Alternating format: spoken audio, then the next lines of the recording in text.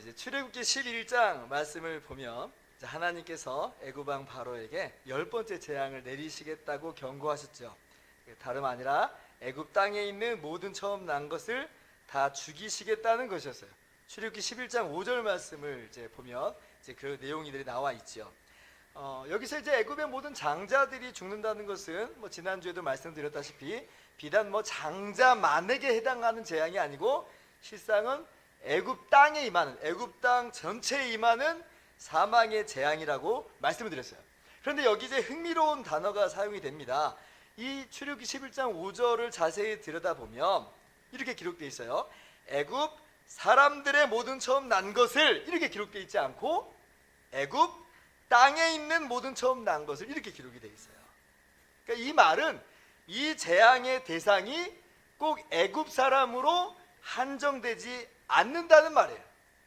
애굽 땅에 있는 사람이라면 누구든지 그 장자가 죽는 거죠. 자, 그렇다면 지금 애굽 땅에 있는 이스라엘 사람들도 어떻게 된다는 말이 되냐면 이스라엘 사람들의 장자들도 예외 없이 죽게 된다는 말이에요. 이스라엘 백성이라고 해서 자동적으로 이 재앙에서 제외되지 않는다는 거죠. 자, 그런데 이제 하나님께서 바로 이어서 7절 말씀에 보면 하나님께서 이스라엘 백성을 구별하시겠다라고 말씀하세요. 그러니까 이스라엘 백성들의 장자는 죽지 않게 될 것이다라고 말씀하세요. 아까는 애굽 땅에 재앙이 내린다고 말씀하셨는데 지금은 구별하신다라고 말씀하세요. 이게 지금 다른 이야기가 아니에요. 하나님께서 이스라엘 백성들을 구별하시는 방법을 이제 이스라엘 사람들에게 말씀하세요. 그것이 우리가 함께 읽은 출애굽기 12장 말씀이에요. 12장 13절 말씀을 한번 같이 읽어볼까요? 시작. 내가 애굽 땅을 칠 때에 그 피가 너희가 사는 집에 있어서 너희를 위하여 표적이 될지라. 내가 피를 볼 때에 너희를 넘어가리니 재앙이 너희에게 내려 멸하지 아니하리라. 이스라엘 백성이 그래서 어린 양을 잡아요. 그리고 그 피를 문인방과 좌우 문설주에 뿌려요. 그러면 죽음의 사자가 애굽 땅에서 각 집을 치는데 그 피 뿌린 집은 건너뛴다는 거예요. 그렇게 해서 이스라엘 자손들은 구별된다는 것이죠.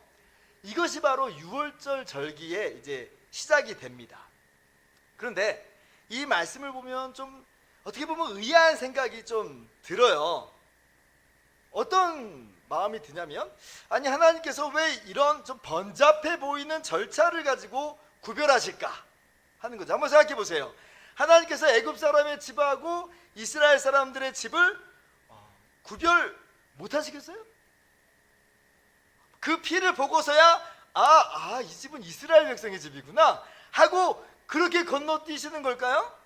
아니, 그렇지 않잖아요. 하나님이 그거 구별 못 하시는 분은 아니겠잖아요. 애초에 하나님께서 여러 재앙들을 애굽 땅에 임하게 하실 때 이미 구별하셨었어요. 파리 재앙이 임할 때 애굽 사람들이 있는 그 땅, 그 집에는 파리가 들끓고 이스라엘 사람들의 집에는 파리 한 마리도 날아다니지 않게끔 하셨단 말이에요. 심지어 가축 돌림병이 내릴 때는 어떻게 기가 막히게 알고 하나님께서 이스라엘 사람들의 가축은 손을 대시지 않아요. 이미 구별을 하실 수 있어요. 이스라엘 사람들이 아무것도 안 해도 하나님은 이미 진작에 구별하실 수 있다는 거죠. 바로 전재앙, 흑암의 재앙에서도 마찬가지예요. 애굽 사람들이 있는 곳에는 어둠이 있고 이스라엘 사람들이 있는 곳에는 빛이 있고. 그래서 이 피를 보고서야 비로소 구별이 가능한 것처럼 이해하는 것은 말이 안 돼요. 이게 그런 의미가 아니라는 거예요. 그런데 하나님께서는 이 유월절 규례를 제정하시고 이렇게 하라고 하세요.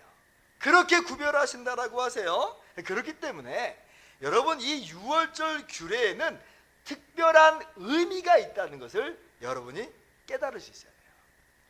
하나님께서 그냥 하시는 말씀이 아니에요. 이 규례를 통하여서 우리에게 전하시고자 하는 진리가 있다는 거죠. 자, 그렇다면 이 유월절 규례를 통해서 우리가 발견할 수 있는 진리의 내용에 어떤 것들이 있을까요? 첫째로 하나님께서는 이 유월절 규례를 통해서 무엇을 우리에게 말씀하시는 거냐면 실상은 모든 사람들이 죽음, 즉 심판의 대상이라는 것을 깨닫게 하세요. 아까도 말씀드렸다시피 이 재앙은 애굽 땅에 임하는 재앙이에요. 애굽 사람으로 한정짓지 않고 애굽 땅에 있는 자는 모두, 즉 애굽 사람이나 이스라엘 사람이나 동일하게 죽을 수밖에 없는 그러한 존재들임을 하나님께서 말씀하시는 거예요. 이와 똑같은 말씀이 신약 성경에 분명하게 이제 기록이 되어 있어요. 모든 사람이 죄를 범하였음에 하나님의 영광에 이르지 못하더니 모든 사람이 다 죄인이라 이렇게 이야기해요. 그러면서 6장 23절에는 죄의 싹은 사망이요 그렇게 이야기하죠. 사망이요. 모든 사람이 하나님의 진노 아래 영원한 멸망과 죽음에 놓일 수밖에 없음을 하나님께서 말씀하세요. 그러므로 지금 이 애굽 땅에 임하는 이 재앙은 실상은 우리의 운명, 우리의 죄인됨과 그로 말미암아 멸망할 수밖에 없는 우리의 모습을 보여주는 내용이라는 것을 우리가 깨달을 수 있어야 되는 거죠. 두 번째로 하나님께서는 이 유월절 규례를 통해서 무엇을 우리에게 말씀하시냐면 재앙을 면할 길이 있음을 알려주세요. 그게 뭐냐면 유월절 어린 양 대신 예수 그리스도예요. 이 유월절 규례를 통해서 우리가 반드시 깨달아 알아야 되는 게 있는데 그게 뭐냐면 피할 길이 있다. 그게 뭐냐? 유월절 어린 양을 잡아서 그 피를 문 인방과 좌우설주에 뿌리는 거예요. 아니 목사님 어떻게 유월절 어린 양이 예수님으로 둔갑을 하게 됩니까? 이렇게 생각할 수 있지만 이게 지금 제 이야기가 아니라 성경이 말하는 바입니다. 고린도전서 5장 7절을 보면 우리의 유월절 양 곧 그리스도께서 희생되셨느니라 그렇게 이야기해요. 사도 바울은 이 유월절 이 옛날에 있었던 이 사건, 그래서 대대로 지금도 이스라엘 백성들이 지키고 있는 이 유월절 어린 양은 실상 누구를 이야기하는 거라고 말하고 있냐면 예수 그리스도다. 예수 그리스도가 실체라고 이야기하고 있어요. 어린 양은 모형이고 그림자다. 예수님이 실체고 본체다 라고 지금 사도 바울이 이야기하고 있는 거죠.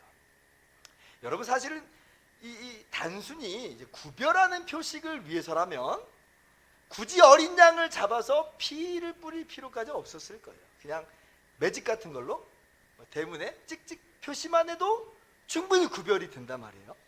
그런데 하나님께서는 어린 양을 잡으라 이렇게 이야기해요. 그리고 그 피를 뿌리라 이야기해요. 왜 굳이 피여야 되는가? 왜 다른 것은 안 되는가? 라고 할 때에 왜냐하면 어린 양의 피가 지칭하는 대상이기 때문에 그렇죠. 그게 뭐냐? 라고 할 때에 바로 예수 그리스도의 십자가, 주님의 십자가 대속이 본체라는 것을 이 유월절 어린 양을 통해서 미리 맛보게 하시는 거예요. 그래서 신약 성경을 보면 예수님께서 진정한 유월절 어린 양이라는 것을 우리가 곳곳에서 살펴볼 수가 있어요. 예수님께서 유월절에 예루살렘으로 올라가십니다. 죽으시기 위해서 올라가시는 거예요. 바로 그것을 위해서 이 땅에 오셨고 그렇게 우리를 위해서 죽으시고자 하는 거죠. 그런데 굳이 유월절에 맞춰서 예루살렘에 올라가세요. 그리고 정확하게 유월절에 십자가에서 죽으시고 장사되십니다.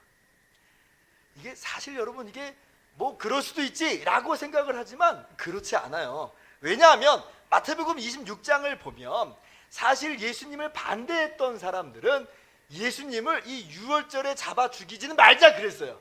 왜냐하면 밀란이 날까봐 5절 말씀 보면 26장 5절을 보면 밀란이 날까 하여 명절에는 하지 말자. 야 이거 명절은 안 되겠다. 명절 끝나고 하자. 이것이 바로 예수님을 반대했던 대적자들의 의도였어요. 그런데 예수님은 2절을 보시면 유월절에 십자가에 달리실 것을 미리 예고하십니다. 너희가 아는 바와 같이 이틀이 지나면 유월절이라 인자가 십자가에 못 박히기 위하여 팔리리라.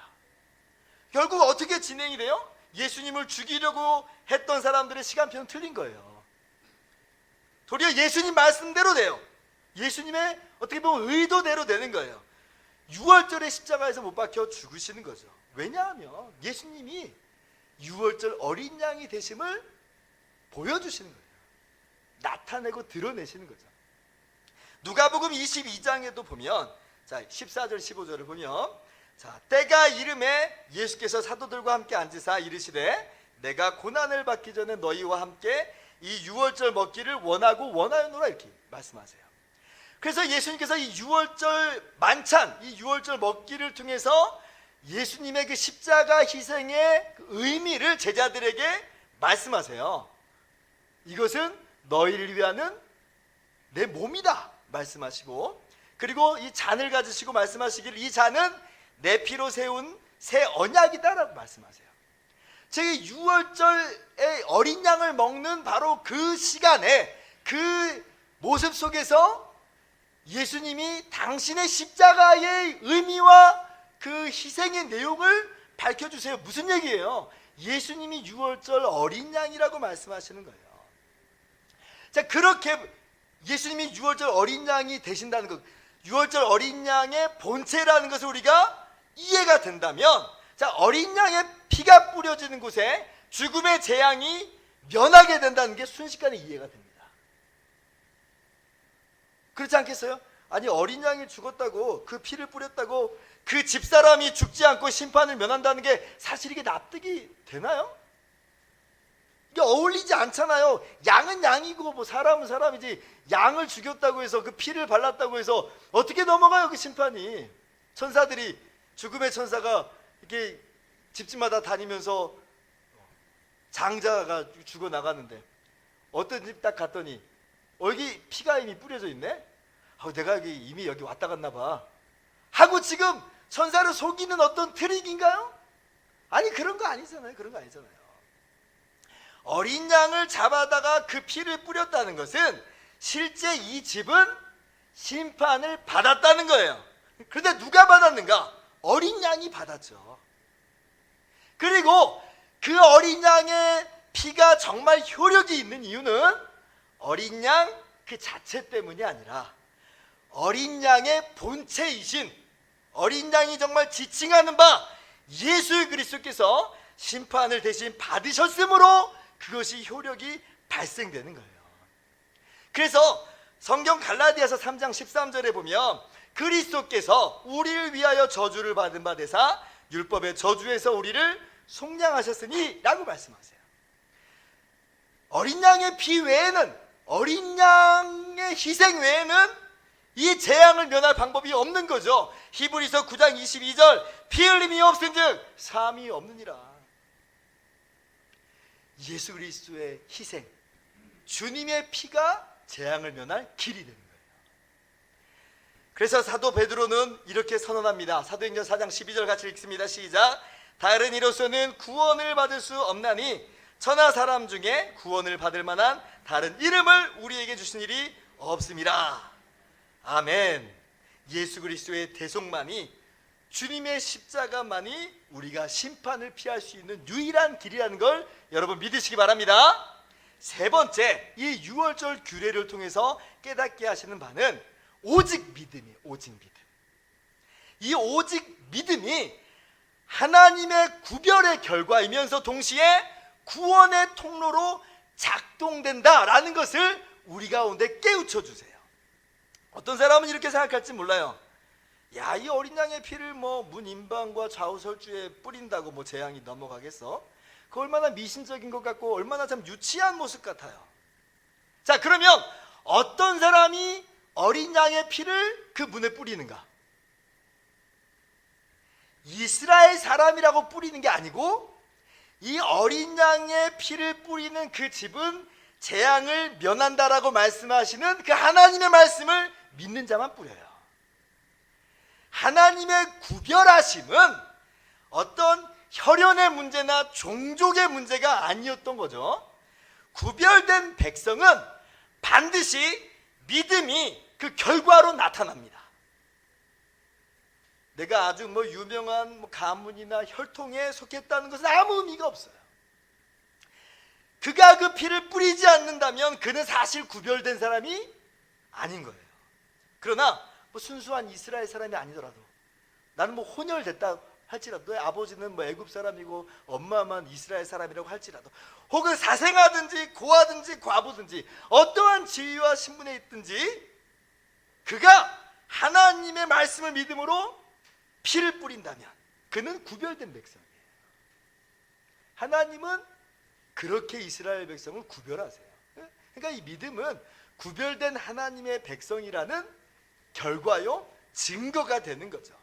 하나님의 구별된 백성들은 피를 뿌립니다. 믿음으로 뿌려요. 자, 이 내용이 신약 성경에도 동일하게 기록이 되어 있어요. 하나님의 구별된 백성은 그러면 뭐 하는 사람들이냐? 예수님을 믿는 사람들이에요. 믿는 사람들. 요한복음 1장 12절 보면 예수님을 영접하는 자고 그 이름을 믿는 자들에게는 하나님의 자녀가 되는 권세를 주셨으니. 13절 같이요. 이는 혈통으로나 육적으로나 사람의 뜻으로 나지 아니하고 오직 하나님께로부터 난 자들이라. 예, 우리가 믿고 싶어서 믿는 줄 알았어요. 예, 그런데 사실 이것이 하나님께로부터 났다. 이 믿음은 하나님께서 우리를 구별하신 그 증거라는 거죠. 여러분, 우리가 예수님 믿고 있습니까? 그러면 여러분 구별된 백성이에요. 구별된 백성이에요. 그리고 성경은 계속해서 이야기해요. 바로 그 믿음으로 우리는 하나님의 값없는 구원의 선물을 받는다는 거예요. 다른 것들이 필요하지 않아요. 믿음으로 그저 이 구원이라는 엄청난 선물을 받아요. 로마서 10장 9절입니다. 내가 만일 내 입으로 예수를 주로 시인하며 또 하나님께서 그를 죽은 자 가운데서 살리신 것을 내 마음에 믿으면 구원을 받으리라. 다른 것들이 요구되지 않아요. 오직 믿음으로 이 재앙을 면하게 되는 거예요. 마치 내가 피를 볼 때에 너희를 넘어가리니 재앙이 너희에게 내려 멸하지 아니하리라는 그 말씀을 믿고 어린 양의 피를 뿌린 사람들 같이 예수를 주와 구주로 믿는 자는 구원을 받는다는 이 말씀 그대로 믿고 예수를 영접한 사람은 심판을 면하게 되는 거예요. 이게 얼마나 기가 막힌 일인지 몰라요. 제가 정말 좋아하는 사건은 뭐냐면 구원받은 강도의 이야기예요. 예수님이 십자가에서 죽으셨을 때 좌우에 강도들이 있었잖아요. 처음에는 그 강도들이 모두 다 예수님을 비난하고 조롱하고 자기들이 죽고 있는 판국에도 그랬어요. 그런데 그 중에 한 명의 강도의 마음이 변화가 일어나요. 그러면서 예수님의 십자가는 무죄한 십자가, 죄가 없으심에도 불구하고 달리시는 그 십자가인 줄 그만 믿게 돼요. 그래서 예수여 당신의 나라에 임하실 때 나를 기억하소서. 아니, 이 사람 중에 아무것도 한 게 없어요. 그러나 예수님을 믿어요. 이게 뭐냐면 예수님의 피를 그 마음 가운데 뿌리는 거예요. 어떤 행위의 문제가 아니에요. 믿음의 문제예요. 그러니까 예수님께서 그 강도에게 하시는 말씀이 오늘 네가 나와 함께 낙원에 있으리라. 그 피를 뿌린 자는 죽음의 천사가 넘어갑니다. 예수님을 주와 구주로 믿는 사람은 영원한 심판을 면하게 되는 거죠. 그러니 이 믿음은 우리의 구원에 있어서 굉장히 중요한 요소예요. 한번 상상을 한번 해봤어요. 이스라엘 사람인데 뭐 피 뿌려봤자 뭐 그게 뭐나 되겠어? 하면서 피 뿌리지 않은 집이 있었다면 그 집은 어떻게 됐을까? 그가 혈통적으로 이스라엘 사람이라고 구원을 받을까? 아니에요. 사망을 면할 수 없었을 거예요. 왜냐하면 그 피를 볼 때 넘어간다고 했는데 그 피가 그 집에 없잖아요. 그 피가 없잖아요. 그래서 여러분, 우리가 교회에 그냥 앉아 있다고 나는 구원받았겠거니 이렇게 안심하면 안 돼요. 피 뿌리는 사람만 재앙을 면하는 것처럼 정말 하나님 말씀을 따라 예수님을 나의 주와 구주로 믿는 사람이 구원을 받는 거예요. 그가 훌륭한 사람이 아니고 엄청난 사람이 아닐지라도 그저 믿는 바로 그 믿음으로 하나님께서 구원하신다. 주 예수를 믿으라. 그리하면 너와 내 집이 구원을 받으리라. 아직도 긴가민가 하시는 분들이 있다면 오늘 이 시간 예수님이 나의 모든 죄와 저주를 짊어지고 십자가에서 죽으심으로 나를 구원하셨음을 깨닫고 예수님을 나의 주와 구주로 믿는 여러분 모두가 되기를 주님의 이름으로 축원합니다. 넷째로 하나님께서 이 유월절 규례를 통해서 깨닫게 하시는 바는 예수 그리스도께서 우리의 영원한 생명 양식이 된다는 것을 우리 가운데 말씀하세요. 자, 이 유월절 규례를 우리가 자세히 읽다 보면 이 어린 양을 잡아다가 그 피를 뿌리는 것으로만 구성되어 있지 않아요. 지금 이 어린 양을 함께 먹으라 이렇게 말해요. 먹으라. 먹는 것까지 이 유월절 규례에 들어가 있어요. 이게 단순히 뭐 피만 사용하고 아유 고기가 너무 아까워서 먹어라 이런 말이 아니죠. 먹는 것에 있어서도 구체적인 지침을 주어서 먹게 하시는 것으로 그것이 의미가 있다는 것을 말씀하세요. 먹으라 라고 하는 이 말씀 예수님께서 동일하게 하세요. 고린도전서 11장 23절 보면 자, 주 예수께서 잡히시던 밤에 떡을 가지다 축사하시고 떼어 이르시되 이것은 너희를 위한 내 몸이니 이것을 행하여 나를 기념하라. 기념하라. 먹으라는 게 먹으라. 유월절에 십자가에서 죽으시고 장사 되시기 직전에 유월절 식사를 하시면서 이 최후의 만찬을 거행하시잖아요. 먹으라. 왜 먹으라고 하시냐면 주님의 그 십자가 희생을 통해서 하나님의 그 주신 바 그 생명 그것을 누리라는 거예요. 누리라. 성찬식 때 하시는 말씀은 아닌데 이 요한복음 6장에 보면 예수님께서 당신을 생명의 떡이라고 말씀하시면서 뭐라고 덧붙이시냐면 내 살을 먹고 내 피를 마신 자는 마지막 날에 내가 그를 다시 살리리니 같이요 내 살은 참된 양식이요 내 피는 찬 음료로다 라고 말씀하세요. 그러니까 사람들이 오해를 해가지고 이 사람이 정말 자기 살을 우리에게 줘서 먹게 하겠느냐 하면서 기겁합니다. 근데 주님의 말씀은 그런 내용이 아니에요. 주님께서는 우리가 매일 먹고 마시는 그러한 우리의 식사를 비유로 나타내시면서 마치 우리가 떡을 먹고 그 떡을 통해서 에너지를 얻고 삶을 영위하는 것처럼 예수님을 믿을 때에 영적인 생명, 영원한 생명을 받으며 그것이 풍성하게 나타나는 것임을 말씀하시는 거예요. 그래서 이 유월절에 각 집에서 함께 모여서 어린 양을 먹는 것처럼 신약시대는요 교회로 함께 모여서 성찬을 모일 때마다 모여서 성찬식을 행해요. 그로 말미암아 항상 주님의 생명을 누리게 하시는 것에 있어요. 그래서 이 유월절 사건은 이게 심판을 면함, 죽음을 면하는 것이 한쪽 면이라고 한다면 다른 쪽 면은 생명을 얻게 하고 그리고 그것을 풍성히 누리게 하는 것에 있어요. 어린 양을 먹음으로 생명을 풍성하게 누리는 거죠. 여러분 예수님만이 우리에게 참된 생명을 가져다 주세요. 그리고 주님이 여전히 우리에게 풍성한 생명 양식이 되세요. 날마다 우리에게 새 힘을 공급하시는 분, 지치지 않게 하시는 분, 그로 말미암아 주님께서 주신 사명을 감당하게 하시는 분은 누구냐? 다른 것들이 아니에요. 예수님이 생명 양식이에요. 그래서 우리는 주일날 모여서 우리가 말씀을 듣고 성찬을 행함으로 이 생명을 풍성하게 다시 한번 누리게 되는 거죠.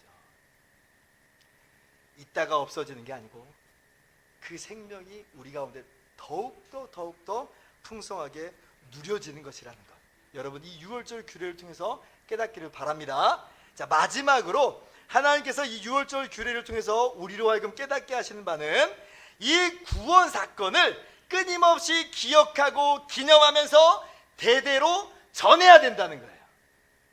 14절 말씀 같이 읽어봅시다. 시작. 너희는 이 날을 기념하여 여호와의 절기로 삼아 영원한 규례로 대대로 지킬지니라. 여러분 이스라엘 백성에게 있어서 이 유월절 장자 재앙은 반복되는 사건이 아닙니다.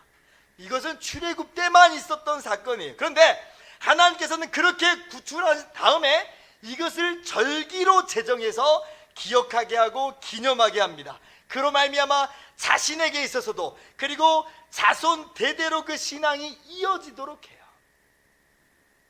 우리에게 있어서도 마찬가지예요. 주님의 십자가 대속은 단회적 사건이죠. 그리스도를 믿을 때에 우리는 단번에 구원을 받습니다. 그런데 우리 주님께서는 우리들에게 그러한 구원을 또한 기념하면서 기억하고 전하라 말씀하세요. 아까도 성찬식 이야기를 했는데 그 최초의 성찬식을 하실 때에 말씀 자세히 보세요. 이것을 행하여 나를 기념하라. 25절에 이것을 행하여 마실 때마다 나를 기념하라. 그래서 26절에 시작. 너희가 이 떡을 먹으며 이 잔을 마실 때마다 주의 죽으심을 그가 오실 때까지 전하는 것이니라. 그래서 매주마다 초대교회 때 모여서 성찬식을 거행하면서 주님의 죽으심을 기억하고 기념하고 그렇게 해서 주의 복음을 전했던 거예요. 성찬식을 제정하시고 그렇게 반복하게 하시는 이유는 우리가 이 험악한 세상, 이 험난한 세상을 살면서 우리의 믿음이 연약함을 아시기 때문에 그렇죠. 우리가 주님의 십자가를 날마다 묵상하지 않으면 우리가 이 세상을 살아갈 수 없는 줄을 아시고 날마다 그 말씀으로 기억하게 하시고 성찬식을 통해서 반복하게 하심으로 주님의 십자가를 우리 마음 가운데 중심에 모시게 하는 거예요. 기억하게 하는 거죠. 기념하게 하는 거예요. 그것이 우리에게 힘이 되니까. 그리고 그 힘으로 주님의 복음을 전하라 하시는 거예요. 그래서 저도 이 성찬식을 대할 때마다 흔들림 없는 구원. 왜냐하면 지난 한 주간 돌아볼 때 목사라고 하는 이 사람도 연약하고 부족한 가운데 있는 걸 너무나 많이 보거든요. 그러니까 정말 나 같은 사람이 어떻게 구원을 받을까라는 의심이 막 들어오는데, 그런데 이 성찬식을 대할 때마다 이 떡을 먹는 것이 확실하고 분명한 것처럼, 이 피를, 이 잔을 마시는 것이 확실하고 분명한 것처럼, 그래, 나는 분명히 구원받은 게 맞아.